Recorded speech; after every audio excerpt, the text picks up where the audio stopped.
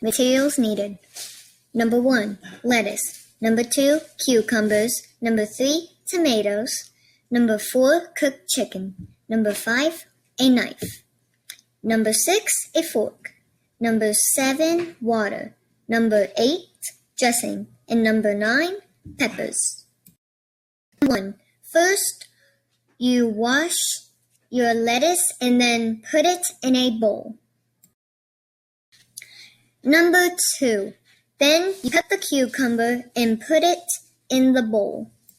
3. After that, you cut the tomatoes in half and put them in the bowl.